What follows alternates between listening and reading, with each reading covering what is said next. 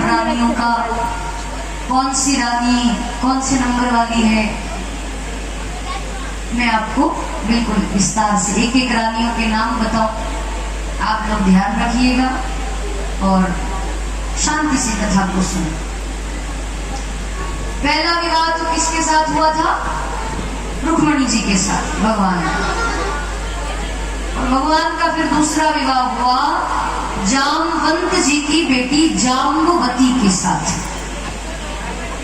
एक भालू की बेटी के साथ भगवान ने विवाह किया। अच्छा, भालू की बेटी के साथ शादी की तो ये तो स्वाभाविक है कि भालू की बेटी भालू ही तो होगी ना।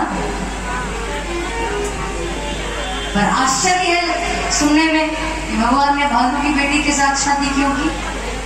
इसका भी एक बहुत बड़ा कारण है। द्वारिका में एक बार एक सत्राजित नाम का राजा आया। उस राजा के पास में एक मणि थी। उस मणि का नाम था स्यवंतक मणि।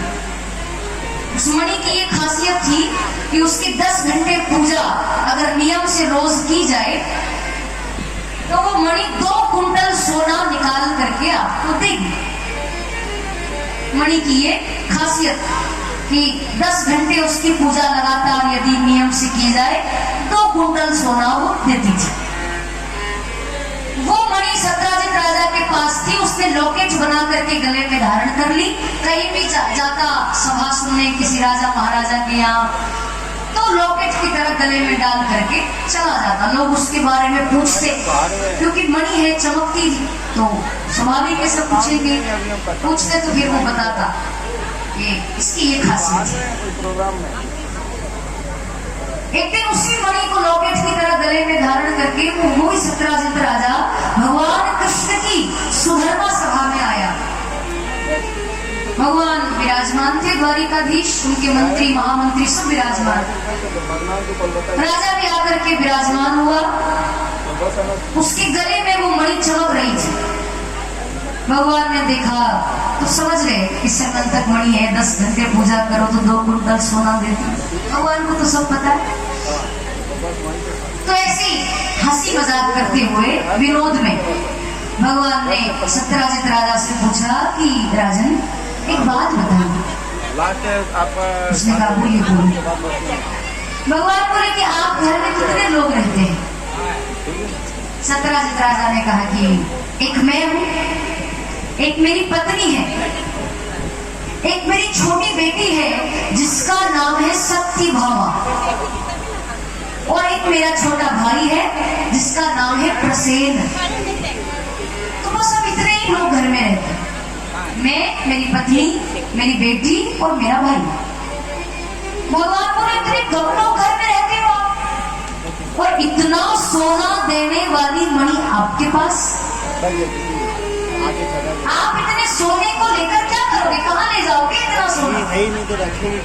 तो अगर आपको बुरा ना लगे तो ये जो मणि आपने गले में धारण कर रखी है लॉकेट की तरह, इस मणि को आप मेरे खजाने में रख दीजिए ताकि 10 घंटे हम इसकी पूजा करेंगे और 2 कुंटल सोना जो ये मणि निकाल करके देगी उस सोने को हम गरीबों में बंटवा देंगे ताकि कोई भी गरीब नहीं रहे, किसी को परेशानी ना हो किसी बात से।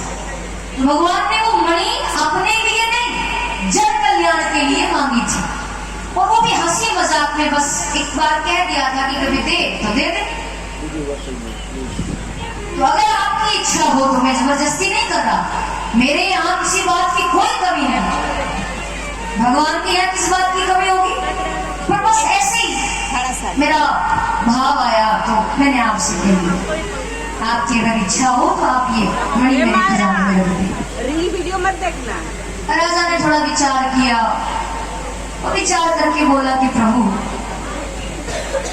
क्षमा करिएगा, मैं आपको मणि नहीं दे सकता। भगवान ने कहा कोई बात नहीं, मेरे यहाँ तो वैसे भी कोई कमी नहीं, मैंने तो ऐसे ही पूछा था। राजा ने कहा कोई बात नहीं, उठ करके चला गया। अब वो मणि एक दिन उसके महल में रखी हुई थी। सत्राजित राजा का भाई प्रसेन वन विहार करने जंगल में घूमने फिरने जा रहा था। मणि दिखी तो उसने सोचा कि बड़े भाई साहब तो पहनकर घूमते ही हैं, आज मैं पहन लेता हूँ। उठा करके वो गले में धारण कर ली, लॉकेट की तरह तो बना ही रखा था उसको, गले में धारण करके वन विहार करने चला। वहां जंगल में उसको एक चीता दिखाई दिया और उस चीते ने जब प्रसेन के गले में चमचमाती हुई वस्तु देखी तो चीते को लगा कि कोई खाने की चीज होगी। चीते ने प्रसेन को मार डाला और उसके गले में से वो मणि छीन करके अपने मुख में रख ली, दांतों के बीच में दबा ली। चीता वो मणि लेकर के चला। अब रास्ते में उस चीते को मिल गए जामवंत जी महाराज। उन्होंने चीते के मुख में चमचमाती हुई वस्तु देखी तो विचार किया कि कोई खेलने की चीज होगी, कोई खिलौना होगा, और मेरी बेटी जामवती छोटी सी है, उसके लिए खिलौना ले चलता हूँ, खुश हो जाएगी। तो जामवंत जी और चीते में युद्ध हुआ, जिसमें से जामवंत जी ने चीते को मार दिया। उसके पास से वो मणि छीन करके जामवंत जी अपनी गुफा में आए, अपनी बेटी जाम्बवती के हाथों में वो मणि रखी और कहा कि बेटी ये खिलौना है, इससे खूब खेलने लगी। अब इतना सब कुछ हुआ जंगल में, और अगले दिन जब द्वारिका में ये सूचना मिली कि प्रसेन को किसी ने मार दिया, किसने मारा ये पता नहीं चला, बस प्रसेन को मार दिया गया है और वो मणि भी उससे छीन ली गई। सतराजित राजा को बात पता चली कि मेरे भाई को किसी ने मार दिया, किसने मारा क्या पता। तो सतराजित राजा ने विचार किया कि परसों कृष्ण मुझसे कह रहे थे कि वो मणि दे दो, और मैंने मणि दी नहीं, और मेरा भाई मर गया, उस मणि भी छीन ली गई। तो हो सकता है कि कृष्ण ने मणि के खातिर मेरे भाई को मार डाला। इतना बड़ा कलंक भगवान कृष्ण पर लगा दिया कि कन्हैया ने मणि के खातिर मेरे भाई को मार दिया। इतना बड़ा कलंक लगा दिया और पूरी द्वारिका में ये ढिंढोरा पिटवा दिया। जिसको तुम भगवान समझते हो, जिसको तुम भगवान कहते हो, जो द्वारिका का राजा है, उसने मणि के खातिर मेरे भाई को मरवा दिया। भगवान तक बात आई, हालांकि लोग इस बात को मान नहीं रहे थे क्योंकि उनको तो भगवान पर पूर्ण विश्वास था।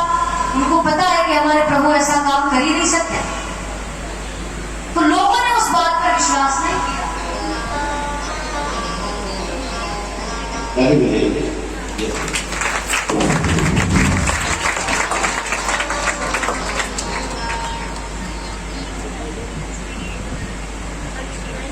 आज बाबत हमें उद्योगपति और समाज के